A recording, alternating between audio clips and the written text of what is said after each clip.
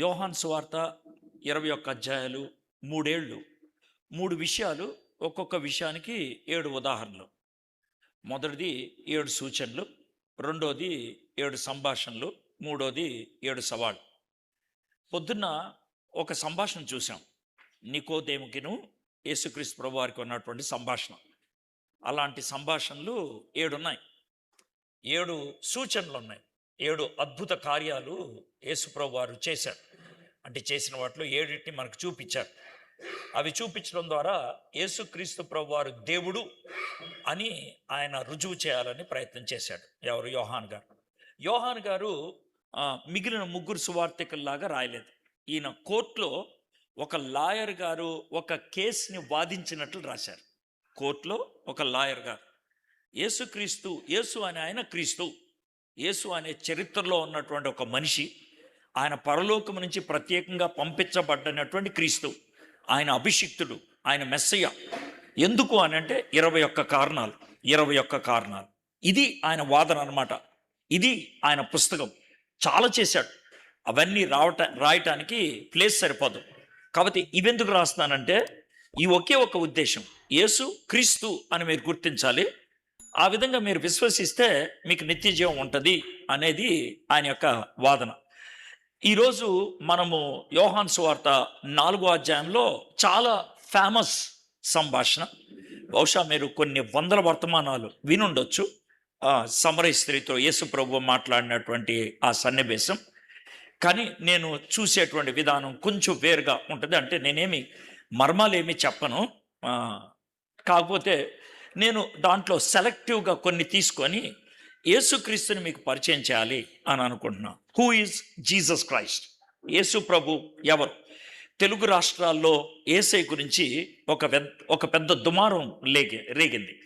యేసు ప్రభు యొక్క గుర్తింపు, యేసు ప్రభు యొక్క వ్యక్తిత్వం, యేసు ప్రభు ఎవరు అనే దగ్గర చాలా రకాలైనటువంటి భిన్న అభిప్రాయాలు వచ్చాయి. ఎవరికి ఇష్టం వచ్చినటువంటి చిత్రాన్ని యేసు ప్రభు గురించి గీసేయటం మొదలుపెట్టారు. కానీ మీకు ఒక విషయం చెప్తాను చూడండి. యేసు ప్రభు గురించి మనం తెలుసుకోవాలంటే చరిత్రలోకి వెళ్తే మనకి సరిగ్గా తెలియదు, లేకపోతే పండితుల దగ్గరికి వెళ్తే సరిగ్గా తెలియదు. యేసు ప్రభు గురించి దేవుడు మనకి 4 ముఖ చిత్రాలు ఇచ్చాడు. యేసు ప్రభు వారి గురించి దేవుడు పరిశుద్ధాత్ముడి ద్వారా 4 ముఖ చిత్రాలు ఇచ్చాడు, 4 కోణాలు ఇచ్చాడు, 4 దృక్పథాలు ఇచ్చాడు. 4 సైడ్స్ నుంచి ఈ నలుగురు చూసి మనకి రాసి ఇచ్చారు. ఆ నలుగురు రాసిన దాన్నే 4 సాక్ష్యాలు అని అంటాం, 4 సువార్తలు అని అంటాం. కాబట్టి ఇక ప్రపంచంలో ఎవరు ఏది చెప్పినా కూడా సువార్తల్లో చూపించినటువంటి క్రీస్తుకి అవి సరితూగుతుందా లేదా అనేది చూసుకోవాలి. మీ దగ్గరికి పెద్ద పండితుడు వచ్చి యేసు ప్రభు ఇది అని చెప్తే కనుక కంగారు పడిపోవాల్సిన అవసరం లేదు. ఆగండి, సువార్తల్లో అలాగే ఉందా? యేసు ప్రభు గురించి 4 రాశారు కదా, వాళ్ళు రాసింది అలాగే ఉందా? ఒకవేళ లేదు అని అంటే నేను తీసుకోను సార్, నేను తీసుకోను. ఎందుకనంటే మీరు బాగా చదువుకున్న వాళ్ళు అయి ఉండొచ్చు, బాగా పేరున్న వాళ్ళు అయి ఉండొచ్చు, మీ వెనకాల పెద్ద మంది ఉండుండొచ్చు. కానీ యేసు ప్రభు గురించి ఈ 4 తెలిసినంత మనకి ఇప్పుడున్నటువంటి వాళ్ళలో ఎవరికీ తెలియదు. వాళ్ళు మనకి ఆయన గురించి ఇవ్వటం అనేది జరిగింది. సరే, ఒక కోణంలో దాన్ని చూస్తే బాగుంటుంది. ఎందుకనంటే మనకి యేసు ప్రభు గురించి నేను చెప్తాను అని అంటే మీకు అంత ఇంట్రెస్ట్ ఉండకపోవచ్చు. అందుకనే నేను ఒక స్టోరీ లైన్లోంచి యేసు ప్రభుని మీకు పరిచయం చేయడానికి నేను ప్రయత్నం చేస్తాను. ఆర్థర్ క్యానన్ డాయిల్, ఆయన పేరు ఆర్థర్ క్యానన్ డాయిల్.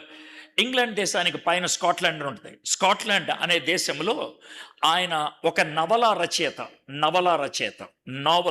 నావలిస్ట్ అంటారు. మనకి ఇదివరకు ఎద్దనపూడి సులోచన రాణి, మధుబాబు ఇలాంటి వాళ్ళు ఉండేవాళ్ళు. వాళ్ళు నవలా రచయితలు. ఈయన కూడా అలాంటి నవలా రచయిత. ఓకే, ఇప్పుడు నవళ్ళు పెద్ద ఎక్కువ లేవు. ఇప్పుడు అన్ని సినిమాలు లేకపోతే సీరియల్స్ చేస్తూ ఉంటారు కదా. కాబట్టి సినిమాల వెనకాల, సీరియల్స్ వెనకాల ఉన్నటువంటి వ్యక్తుల్ని ఊహించుకోవచ్చు. ఆయన ఊహించి కథలు రాసేటువంటి వాడు. అయితే ఆయన బాగా పేరు ప్రఖ్యాతులు గడించిన వాడు కాబట్టి చాలామంది మిత్రులు ఉన్నారు. చాలామంది మిత్రులు ఉన్నారంటే డబ్బున్నవాళ్ళు. ఇంగ్లాండ్ దేశంలో స్టీల్ ఫ్యాక్టరీకి ఓనర్, లేకపోతే పేపర్ ఇండస్ట్రీకి ఓనర్, ఇలాగా దగ్గర దగ్గర 12 మంది బాగా డబ్బున్న వాళ్ళు, కోటీశ్వరులు తనకి మిత్రులు ఉన్నారు. అయితే ఒకరోజు ఏం చేశాడంటే ఈ 12 మందికి పొద్దున్న 6 గంటలకి ఒక టెలిగ్రామ్ ఇచ్చాడు. ఏమని టెలిగ్రామ్ ఇచ్చాడంటే, అన్నీ బయటపడిపోయినాయి, పారిపోండి, అన్నీ బయటపడిపోయినాయి, పారిపోండి అని టెలిగ్రామ్ ఇచ్చాడు. ఆ టెలిగ్రామ్ ఇచ్చినటువంటి 3 గంటలకి ఆయన 12 మంది మిత్రులకి ఫోన్ చేస్తే, అయితే స్విచ్ ఆఫ్ చేస్తుంది, లేకపోతే కవరేజ్ ఏరియాలో లేదు. 12 మంది కూడా అండర్ గ్రౌండ్లోకి వెళ్ళిపోయారు. 12 మంది కూడా పారిపోయారు. ఇది జరిగినటువంటి విషయం. అయితే ఆర్థర్ క్యానన్ డాయల్ నవ్వుకోవటం మొదలుపెట్టాడు. మనిషి ఇలాంటి వాడనమాట అని. ఎందుకు అనంటే ఆ టెలిగ్రామ్ పంపించింది ఆయన ఏప్రిల్ ఫూల్స్ డే రోజు, ఏప్రిల్ 1వ తారీఖు. మీకు తెలుసు కదా, ఏప్రిల్ ఫూల్ సరదాగా చేసుకుంటాం. ఆ విధంగా ఏప్రిల్ ఫూల్ చేయడానికి ఆయన ఏప్రిల్ 1వ తారీఖు పంపించినటువంటి టెలిగ్రామ్. కానీ వాళ్ళకి భయం వేసి పారిపోయారు, అన్నీ బయటపడిపోయినాయి అని. ఇక్కడ కూర్చున్నటువంటి మనందరికీ, ఇంక్లూడింగ్ మీ, మనందరికీ ఎవరికీ తెలియనటువంటి విషయాలు మనలో కొన్ని ఉన్నాయి. ఎవరికీ తెలియని, ఎవరికి అని అన్నప్పుడు ఇంకెవరికి తెలియదు. అది నోబడి నోస్. ఈ ప్రపంచంలో ఎవరికీ తెలియదు. నీకొక్కదానికే తెలుసు నీకు జరిగిందేంటో, నీకొక్కదానికే తెలుసు, నీకొక్కడికే తెలుసు నువ్వేం చేశావు, అది నీకొక్కడికే తెలుసు. అది లోన ఉండిపోయినటువంటి ఒక అగ్నిపర్వతం లాంటిది, పడుకున్నటువంటి అగ్నిపర్వతం లాంటిది, నిద్రపోతున్నటువంటి అగ్నిపర్వతం లాంటిది.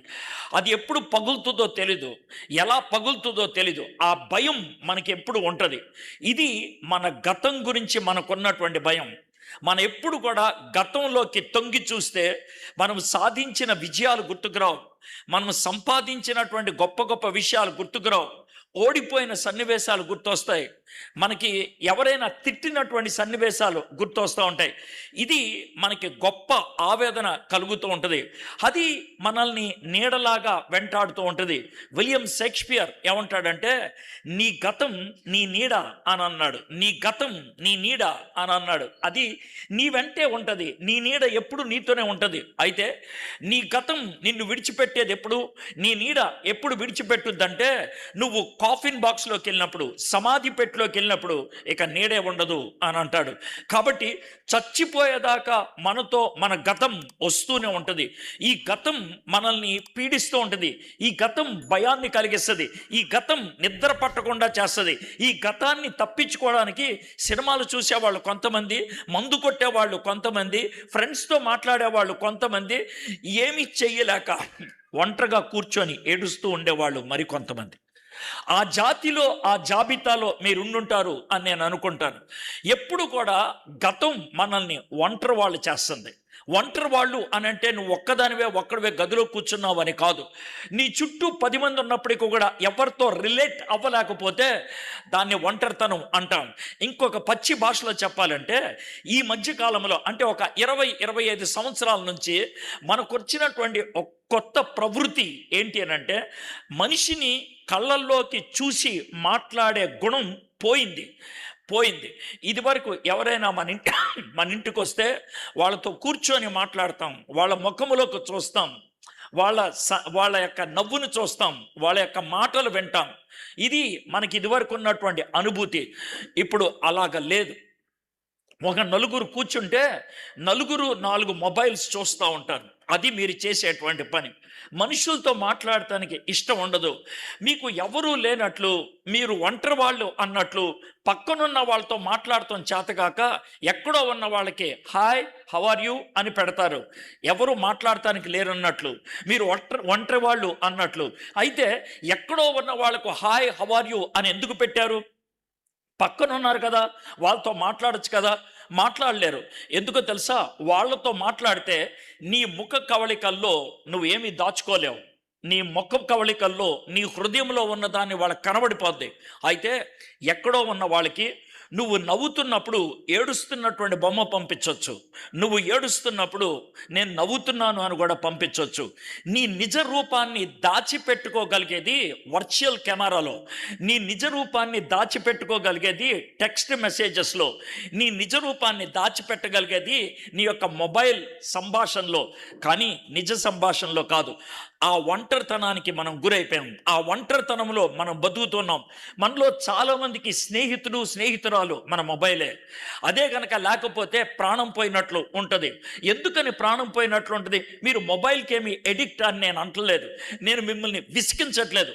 వాస్తవానికి వస్తున్నాను, రూట్ కాజ్లోకి వస్తున్నాను. ఏంటో తెలుసా? ఒంటరితనం. ఈ ప్రపంచంలో అతిపెద్ద జబ్బు ఒంటరితనం. అతిపెద్ద జబ్బు ఒంటరితనం. ఒంటరితనం తీవ్ర స్థాయికి వెళ్తే మనకి నిరాశ ఉంటుంది. అంతకంటే తీవ్ర స్థాయికి వెళ్తే చచ్చిపోవాలనిపిస్తుంది. అంతకంటే పై స్థాయికి వెళ్తే సూసైడల్ థాట్స్ ఉంటాయి. ఇక్కడ కూర్చున్న చాలామంది నేను చచ్చిపోతే బాగుండు అన్న వాళ్ళు 90% మంది ఉంటారు. 90% మంది ఉంటారు. మీలో కొంతమంది చచ్చిపోవటానికి ప్రయత్నం కూడా చేస్తుంటారు. మీలో కొంతమంది చచ్చిపోతే బాగుండు అని నోటితో కూడా అనుండి ఉంటారు. ఎందుకు వచ్చింది ఆ మాట? మీ మీ గతం మిమ్మల్ని ఎంతగా ఒత్తిడిలోకి తీసుకెళ్ళిందంటే చచ్చిపోతే బాగుండు అని అనిపించింది. అది మనకున్నటువంటి పరిస్థితి. అలాంటి పరిస్థితుల్లో ఒక చిన్న సన్నివేశం 1998, 99 ఆ ప్రాంతంలో ఒక ఇంగ్లీష్ సినిమా వచ్చింది, హాలీవుడ్. నేను సినిమా చూడలేదు. ఆ సినిమా కంటెంట్ ఏంటో కూడా నాకు తెలియదు. కానీ నాకు ఒకటి గుర్తుంది. ఏంటనంటే ఆ సినిమా టైటిల్, ఆ సినిమా పేరు కింద దాని ట్యాగ్ లైన్ ఒకటి ఉంటుంది. ఆ రెండు నాకు గుర్తున్నాయి. ఆ సినిమాలో అప్పట్లో అమెరికాలో నెంబర్ 1 హాలీవుడ్ యాక్టర్, ఆ తర్వాత కాలిఫోర్నియా రాష్ట్రానికి గవర్నర్ అయ్యాడు. ఆయన పేరు ఆర్నాల్డ్ స్క్వాజ్నెగర్. ఆయన నటించినటువంటి సినిమా, ఆయన చాలా గొప్ప గొప్ప సినిమాల్లో నటించాడు. ఆయన నటించినటువంటి సినిమా పేరు ఏంటంటే ఇరేజర్. సినిమా పేరు ఇరేజర్ అంటే ఏంటి అని అంటారేమో. మన పిల్లలు బడికెళ్ళే వాళ్ళు పెన్సిల్తో రాసినప్పుడు ఏదైనా తప్పు చేస్తే దాన్ని తుడపడానికి ఉపయోగించేటువంటి రబ్బర్ని ఇరేజర్ అంటారు. ఆ సినిమా పేరు ఇరేజర్. దాని కింద ఉన్నటువంటి ట్యాగ్ లైన్ ఏంటంటే, నా గతాన్ని ఎవరైనా తుడిచేయగలరా? Can anybody remove my past? Can anybody remove my past? Can somebody remove my past? నా గతాన్ని తుడిచేవాడు ఎవడైనా ఉన్నాడా? నా జీవితానికి ఒక కొత్త ఆరంభాన్ని ఇవ్వగలిగేవాడు ఎవరైనా ఉన్నాడా? Is there somebody who can give a new beginning? ఒకవేళ ఈరోజు దేవుడు నాకు కనబడి, ఎడ్వర్డ్ నీకేం కావాలి అని అంటే, దేవా ఈ జీవితాన్ని మళ్ళీ జీవించడానికి నాకు ఒక బిగినింగ్ ఇస్తావా? నేను చేసినటువంటి తప్పులు చెయ్యను, నేను వెళ్ళినటువంటి చోట్లకు వెళ్ళను, నేను ప్రయత్నం చేసినటువంటి ఆ దరిద్రమైనటువంటి ప్రయత్నాలు మళ్ళీ చేయను. నేను చాలా జాగ్రత్తగా ఉంటాను. నేను బయటికి చెప్పట్లేదు నా ప్రయత్నాలు విఫలమైనవి అని. నేను బయటికి చెప్పట్లేదు నేను చేసినటువంటి అన్ని కూడా నాకు నష్టాన్ని కలిగించినాయి అని. నా మీద ఒక చెరగని ముద్ర గీసేసింది అది. దాన్ని ఎవరు తొడపలేరు. Nobody can clean my heart. నా హృదయాన్ని తుడిచేవాడు ఎవడో లేడు. నా గతాన్ని కడిగేవాడు ఎవడో లేడు. ఇది మనకున్నటువంటి పరిస్థితి. అలాంటి స్థితిగతుల్లో మనకి ఒక కొత్త జీవితాన్ని ఇవ్వగలిగేవారు ఎవరైనా ఉన్నారా? Can somebody give me a new beginning? ఒక కొత్త ఆరంభాన్ని ఎవరైనా ఇవ్వగలరా? ఆ ఆరంభం ఎలా ఉండాలి అనంటే ఏమాత్రం బాధ లేకుండా ఉండాలి. మీకు వైకుంఠపాళి తెలుసు కదా? వైకుంఠపాళి. ఇప్పుడున్నటువంటి తరానికి వైకుంఠపాళి తెలియదు. ఇప్పుడున్నటువంటి తరం వారు వైకుంఠపాళి ఒకవేళ ఆడితే దాన్ని ఏమని ఆడతారంటే స్నేక్స్ అండ్ లేడర్స్ అని ఆడతారు. పావులు ఉంటాయి, నిచ్చెనలు ఉంటాయి. 1 నుంచి 100 దాకా మనం పాచికలేసి పైకి వెళ్తూ ఉంటాం. అయితే దాంట్లో 97 దగ్గర ఒక పాము ఉంటుంది. 97 దగ్గర ఒక పాము ఉంటుంది. ఇంకా 2 మెట్లు దాటితే నువ్వు ఫైనల్కి వెళ్తావు. అయితే ఆ 97 దగ్గర ఆ పాము కనుక మింగితే నువ్వు వచ్చేది మళ్ళీ 1 దగ్గరికి. అయితే అది నీకు చాలా బాధ కలిగిస్తుంది. కానీ ఈరోజు నువ్వు అడుగుతుందేంటి తెలుసా? I want to start again. నా జీవితాన్ని మళ్ళీ మొదలు పెట్టాలనుకుంటున్నాను. Can there be a choice? నాకు అలాంటి అవకాశం దొరుకుద్దా? ఇది మనకున్నటువంటి ప్రశ్న. ఈ ప్రశ్నకు జవాబుగా మనము సమరీ స్త్రీ గురించి తెలుసుకోవడానికి ప్రయత్నం చేద్దాం. మీ దగ్గర బైబిల్స్ ఉంటే యోహాను సువార్త 4వ అధ్యాయం మీకు బాగా తెలిసినటువంటి సన్నివేశం. కాకపోతే నేను చేసే పనేంటో మీకు చెప్తాను.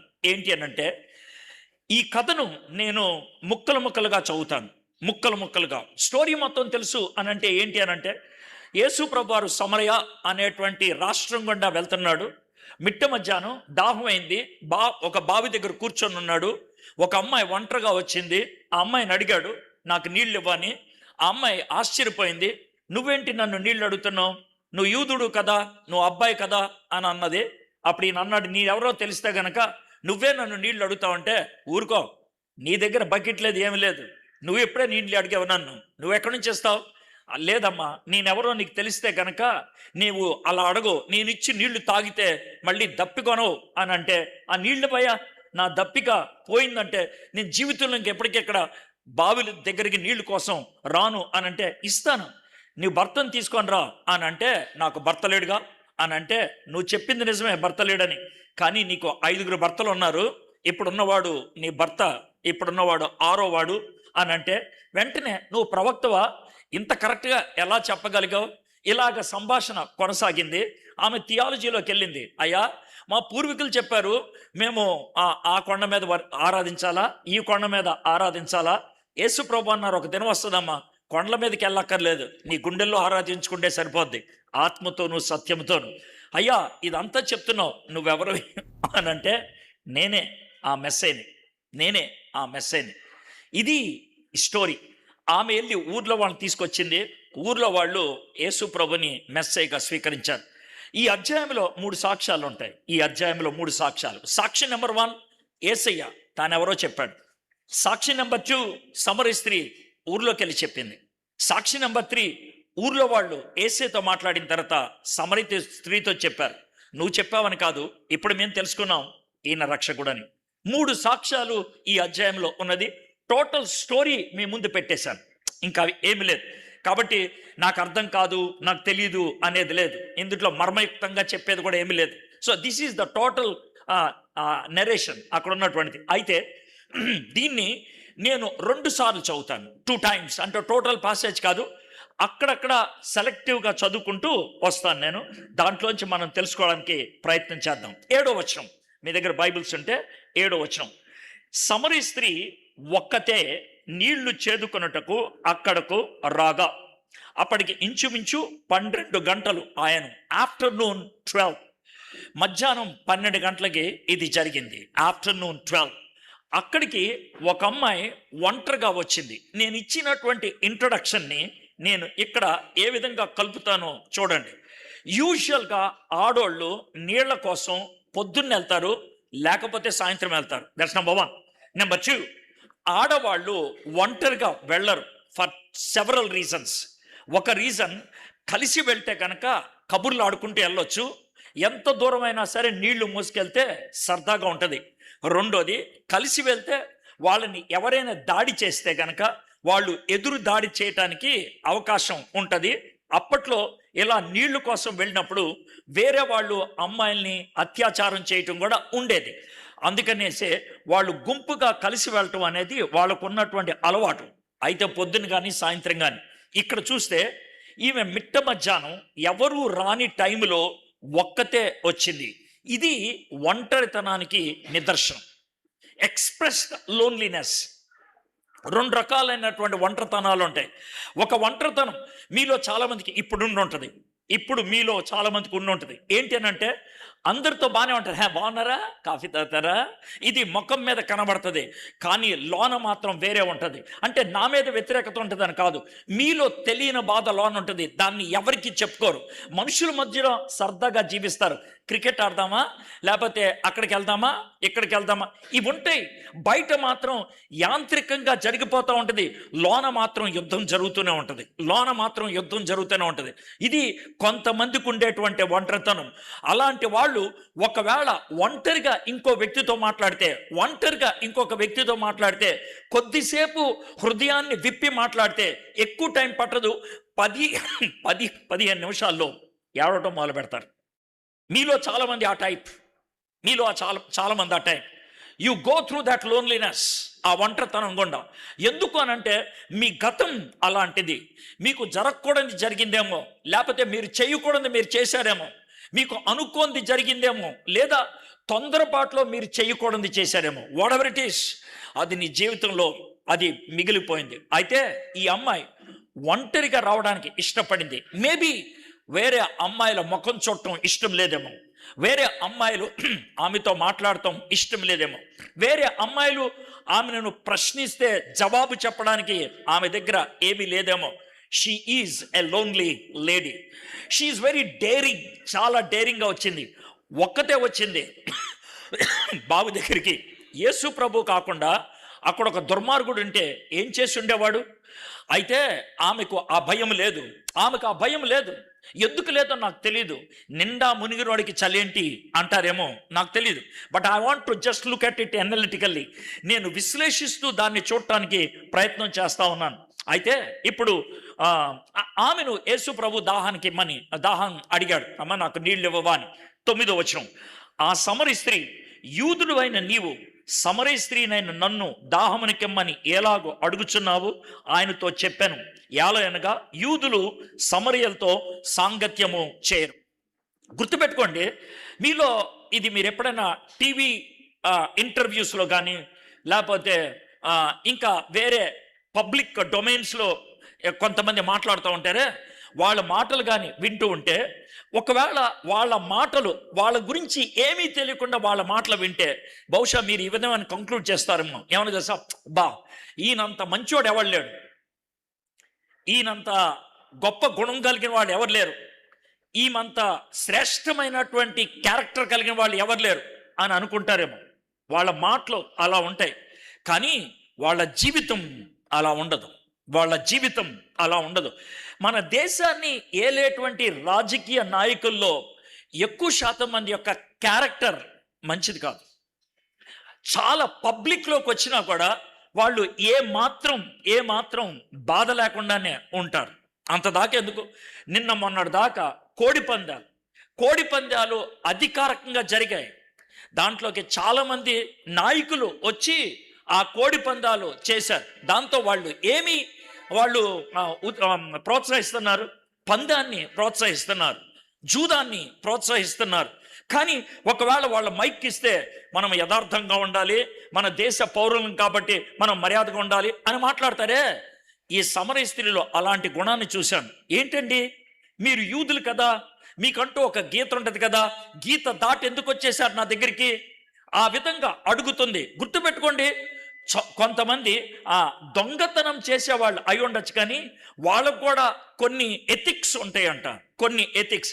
ఒకసారి నేను ఈ భద్రాచలం దాటిన తర్వాత ఛత్తీస్గఢ్ ఆ ప్రాంతానికి వెళ్ళే చోట శబరి అనే నది ఉంటుంది. ఆ నది అవతల కొండలు ఉంటాయి, 18 కొండలు ఉంటాయి, 18 కొండలు, హిల్స్.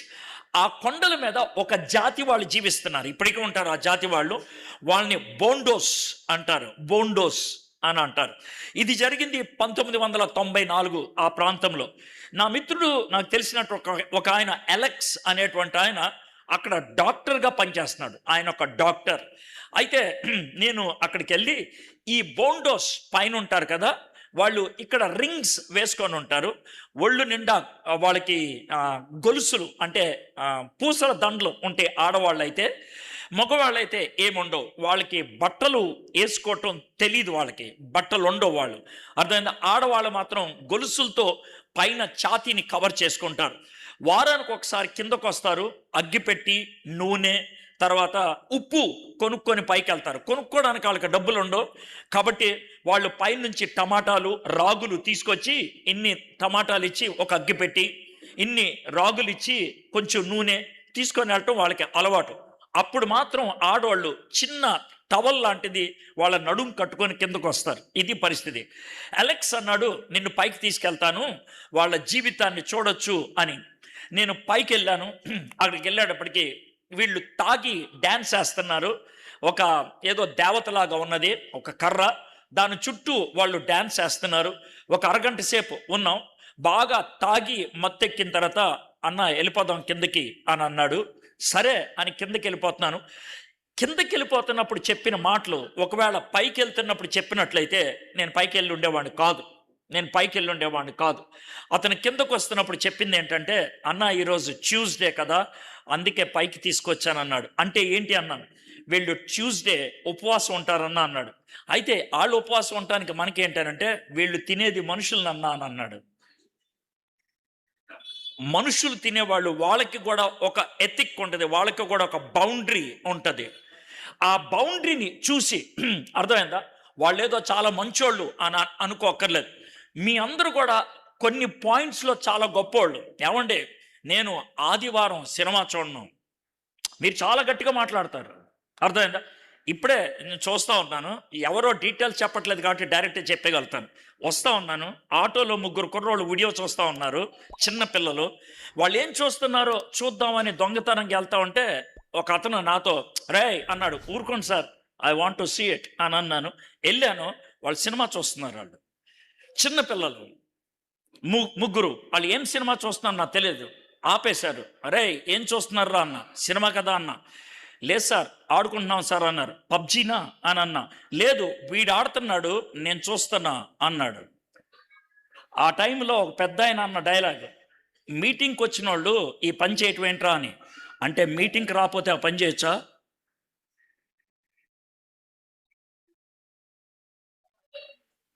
నేను ఎక్కడో కల్పించి చెప్పలా, ఇప్పుడే జరిగిన విషయం అదే.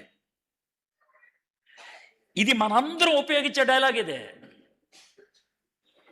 నేను బైబిల్ చేత్తో పట్టుకున్నాను, అబద్ధం ఆడను. నేను చర్చిలో ఉన్నాను, అబద్ధం ఆడను. దేవుని సేవకుడు పక్కన ఉన్నాడు, నేను అబద్ధం ఆడను. ఈమె అదే టైప్, ఈమె కూడా అదే టైప్. నువ్వు యూదుడివి, నాతో మాట్లాడతావేంటి? నువ్వు అబ్బాయివి, నేను అమ్మాయిని, నాతో మాట్లాడతావేంటి? నువ్వు ఒంటరిగా ఉన్నావు, నేను ఒంటరిగా ఉన్నాను, నువ్వు ఎందుకు మాట్లాడుతున్నావు ఇలాగా? దాంతో ఆమె గొప్పది అనుకోకర్లా. బహుశా అది కూడా భయంతో అన్నటువంటి మాటేమో, అది కూడా ఒంటరితనంతో అన్నటువంటి మాటేమో. ఒంటరితనంలో ఉన్న వాళ్ళకి ఎక్కువ ఉండేది ప్రశ్నలే. ఏ అనంటే, ఒంటరిగా ఎవరన్నా కూర్చుంటే కనుక ఏంటండి, ఏంటి బాగున్నారా? బాగున్నానులే. మీరెవరు, ఎందుకు? ఇలాంటి ప్రశ్నలు వస్తాయి. ఎందుకని? వాయ్? ఒంటరిగా ఉన్నవాళ్ళు ఎవరైనా చనువు తీసుకొని వాళ్ళ జీవితంలోకి తొంగి చూస్తున్నారంటే, వాళ్ళకి దగ్గర అవుతున్నారంటే భయం వేస్తుంది. అందుకనే ఆమె వద్దు అని చెప్పుకుంటూ వెళ్ళిపోయింది. సరే యేసు ప్రభువారు అన్నారు, అమ్మ నేను నీళ్ళు ఇస్తాను అని అంటే, ఆవిడ చూడండి ఏం మాట్లాడిందో. 12వ వచనం. కేవలం సమరయ స్త్రీని మాత్రమే అనలైజ్ చేస్తున్నాం. ముందు తానును తన కుమారులను పశువులను ఈ బావి నీళ్లు త్రాగి మాకిచ్చిన మన తండ్రి అయిన యాకోబు కంటే నువ్వు గొప్పవాడువా అని ఆయనను అడిగాను. ఆవిడ చూడండి ఇంక్లూజివ్ అంటారు, నెమ్మదిగా ఈయన్ని కలుపుకుంది. ఎవరితో చూడండి, అక్కడ మన అనే మాట ఉంది, మన తండ్రి అయిన యాకోబు. ఎందుకు అనంటే, సమరయులు అటు యూదులకి ఇటు అన్యులకి కలిపి పుట్టినవాడు. ఏది అయినప్పుడు కూడా మనందరం కూడా అక్కడి నుంచి వచ్చిన వాళ్ళమే. ఎక్కడి నుంచి? యాకోబు గారి దగ్గర నుంచి. కాబట్టి నేను ధైర్యంగా మాట్లాడగలను, మన తండ్రి అని నేను అనగలను, అవర్ ఫాదర్ అని నేను అనగలను. కలిపేసుకుంది యేసు ప్రభుని, కలిపి మాట్లాడుతూ ఉంది. మనం ఒకవేళ ఎవరైనా మన జీవితంలో కొంచెం సీరియస్గా మాట్లాడటం మొదలు పెడితే, కొంచెం వాళ్ళు మన జీవితాన్ని తొంగి చూస్తున్నాడు అనుకుంటే, మనము ప్రొటెక్షన్ కోసం, ఒక విధంగా దడి కోసం మనం మాట్లాడే మాటలు. బ్రదర్ నేను బైబిల్ ఇప్పటికి 2 సార్లు చదివేశాను, నిన్ను అడిగాను, నేను టక్కమని చెప్తావు. నేను ప్రతి శుక్రవారం ఉపవాస ప్రార్థన చేస్తాను, నేను అడిగానా? ఎందుకు సడన్గా చెప్పేస్తున్నావు మాటలు? ఎందుకు చెప్తున్నావు? ఈ మాటలన్నీ చెప్పడం ద్వారా ఏం చేయడానికి ట్రై చేస్తున్నావు? నువ్వు పాస్టర్వి, నువ్వు బైబిల్ చదివావు, నేను కూడా చదివా. నువ్వు ప్రార్థనలు చేస్తావు, నేను కూడా చేస్తా. ఒక విధంగా నాకు భక్తి ఉన్నది సరిపోతులే. ఈమె కూడా ఏమంటుందంటే, మనందరం ఒకటే, మనందరం ఒకటే. ఆ యాకోబు కంటే నువ్వు గొప్పవాడువా అని అడుగుతుంది. 15వ వచనం. ఆ స్త్రీ ఆయనను చూచి, అయ్యా నేను దప్పికొనకున్నట్లు చేదుకొనుటకు ఇంత దూరం రాకున్నట్లు ఈ నీళ్లు నాకు దయచేయమని అడగగా, యేసుప్రభువు అన్నారు తెలుసా, నేను ఇచ్చే నీళ్లు తాగితే మళ్ళీ ఇంకెప్పటికి దప్పికొనవు అని అంటే ఆవిడ అన్నటువంటి మాట. చాలాసార్లు మనం చేసేటువంటి పని కూడా ఇలా ఉంటుంది. నేను పబ్లిక్గా ఇలాంటి మీటింగ్స్కి వచ్చినప్పుడు చాలా రేర్గా ఎవరి కోసమైనా ప్రార్థన చేస్తాను. నేను చేయను. ఎందుకు చేయను అంటే నాకు చాలా అనుభవాలు ఉన్నాయి. ఏంటి ఆ అనుభవాలు అంటే, ఎవరికైనా చేస్తే కనుక ఇమీడియట్గా జరిగింది, బ్రదర్ నాకు కూడా వచ్చిన ప్రార్థన చేయండి, బ్రదర్ నాకు కూడా వచ్చిన ప్రార్థన చేయండి బ్రదర్. ఏమన్నా అట్టిపళ్ళ ఒక అట్టిపండు ఇవ్వడానికి, లేకపోతే మరమరాలా మీకు ఏమన్నా ఇవ్వడానికి? పైగా ఒకవేళ కాదు సిస్టర్ అంటే వెంటనే ఎందుకు చేయరు ప్రార్థన? ఒకవేళ కనుక మీ గుండెల్లోకి తొంగి చూస్తే ఆ టైంలో మీరు నన్ను అనేటువంటి బూతులు తక్కువ ఉండవు. ఇది పెద్ద గర్వం, డబ్బున్న వాళ్ళకే చేస్తారు, తెలిసిన వాళ్ళకే చేస్తారు, మేము అక్కర్లో ఉన్నాం మాకు చేయొచ్చు కదా, ఇన్ని మాటలు అని ఉంటాయి. కానీ ఏంటంటే ఓ ప్రార్థన చేస్తే నాకు దీవెన వచ్చేస్తుందేమో, ఓ ప్రార్థన చేస్తే. ఇది మీరు అనుకునేది. మీ చిన్నపిల్లలను తీసుకొచ్చి మా బాబు కోసం ప్రార్థన చేయండి, మా బాబు కోసం ప్రార్థన చేయండి. ఇది మీరు చేసేది. ఒక చిన్న ప్రార్థన చేస్తే పని అవుద్దేమో, లేకపోతే ఇదైతే అయిపోతుందేమో, ఇంతే మనకుండేది. నువ్వు ప్రార్థన చేసి వెళ్ళిపో బాస్, తర్వాత సంగతి తర్వాత జరుగుద్ది. ఈమె కూడా నాకు ఆ నీళ్ళు ఇచ్చేసి వెళ్ళిపో, అది ఆవిడ అన్నటువంటి మాట. తర్వాత యేసుప్రభు వారు పెనుబట్టిని తీసుకొని రా, అది ఇది అని చెప్పిన తర్వాత ఆ స్త్రీ నాకు పెనిమిటి లేడనగా యేసు ఆమెతో, నాకు పెనిమిటి లేడని నువ్వు చెప్పిన మాట సరియే, నీకు 5 పెనిమిట్లుండ్రి, ఇప్పుడు ఉన్నవాడు నీ పెనిమిటి కాడు, సత్యమే చెప్పితివనెను. అప్పుడు ఆ స్త్రీ, అయ్యా నీవు ప్రవక్తవని గ్రహించున్నాను. నేను యాక్చువల్గా ఆ మాట చూపించాలని చదివించాను. నీవు ప్రవక్తవని గ్రహించుచున్నాను. యేసు ప్రభు వారు యాక్చువల్గా ఆ అమ్మాయి జీవితాన్ని బయట పెట్టేశాడు. నీకు 5 పెనిమిట్లు ఉన్నారు, ఇప్పుడున్నవాడు పెనిమిటి కాదు. జాగ్రత్త వినండి. ఈ సమరీ స్త్రీ వేశ్య కాదు, షీఈస్ నాట్ ఏ ప్రాస్టిట్యూట్. వేశ్య కాదు. ఎందుకు కాదన్నానంటే, వేశ్య దగ్గరకు వచ్చేటువంటి మొగోళ్ళు వాళ్ళు పెనిమిట్లు కాదు, వాళ్ళు కస్టమర్లు. వాళ్ళు పని ముగించుకొని డబ్బులు ఇచ్చేసి వెళ్ళిపోయేవాళ్ళు. కాబట్టి వాళ్ళని పెనిమిట్లు అనరు. కొంతమందికి ఒకవేళ ఒక రాత్రి ఒకడితో గడిపితే మళ్ళీ జీవితంలో ఆడి ముఖం చూడకపోవచ్చు, వాడెవడో కూడా తెలియకపోవచ్చు. అలాంటి పరిస్థితులు వాళ్ళకు ఉంటాయి. అయితే ఈమె అలాంటిది కాదు. 5 పెనిమిటి ఏ విధంగా ఉంటాడో ఆమెతో వాళ్ళు అలా ఉన్నారు. ఆ తర్వాత ఇప్పుడున్నవాడు కూడా 6వాడు అలాంటోడు. ఈమెను మన జీవితంలోకి ఒక విధంగా ఈమెలో నన్ను నేను చూసుకోగలనా అని అనుకోవాలనుకుంటే ఈ ఏరియా ఒకటి సింక్ అవుతుంది. అనంటే మనలో చాలామందికి చాలా అంటే చిన్న వయసు నుంచి, మేబీ టీనేజ్ నుంచే కొన్ని కోరికలు పుడతాయి. ఒక అబ్బాయిని చూసినప్పుడు అమ్మాయికి, ఒక అమ్మాయిని చూసినప్పుడు అబ్బాయికి. అది కొన్నిసార్లు ఒక రిలేషన్లోకి వెళ్ళాలి అనేటువంటి ప్రయత్నం ఉంటుంది. లవ్ లెటర్లు రాయటం ఉంటుంది, మెసేజ్లు పంపించుకోవటం ఉంటుంది, రిలేషన్లో కొనసాగుతారు. నాకేం తెలీదు అనొద్దు అడ్డాల పాలెం వాళ్ళు. మీరు అనొద్దు ఆ మాట, ప్లీజ్ వినండి. నేను మిమ్మల్ని తిడుతూ ఈ మాటలు చెప్పట్లా, వాస్తవాన్ని తీసుకొస్తున్నాను. సమరీ స్త్రీ కథను పబ్లిక్గా ఎందుకు యేసుప్రభు వారు పరిశుద్ధాత్ముడి ద్వారా మనకి ఇచ్చాడు ఏంటంటే, మనలో చాలా మందికి అది సింక్ అవుతుంది, అది సెట్ అవుతుంది. అందుకని కాబట్టి నువ్వు మేబీ ఒకళ్ళతో రిలేషన్లో ఉన్నావు. రిలేషన్ అని అంటే సెక్స్ చేసేసావు అని నేను అంటలేదు. చేసి ఉండొచ్చు, చేయి ఉండకపోవచ్చు. పెళ్లి చేసుకోవాలి అనుకున్నాము, ఇతనే నాకుంటే బాగుంటుంది, ఈమె నాకుంటే బాగుంటుంది అనుకున్నాము. కొన్ని రోజుల తర్వాత ఏదో గొడవ వచ్చింది, వదిలేసావు, ఇంకోటి దగ్గరికి వెళ్ళావు, వదిలేసావు, ఇంకోటి దగ్గరికి వెళ్ళావు. ఆ రిలేషన్లో ఉన్నప్పుడు నీ ఊహల్లో, నీ కోరికల్లో బహుశా నువ్వు కొంచెం ప్రార్థన చేసే వ్యక్తివైతే ప్రార్థనలో ఇతనే నా భర్త, ఈమె నా భార్య అని కూడా ఉంటావు. That's what the scene is. That's what the scene is. 5 మార్చింది ఆమె.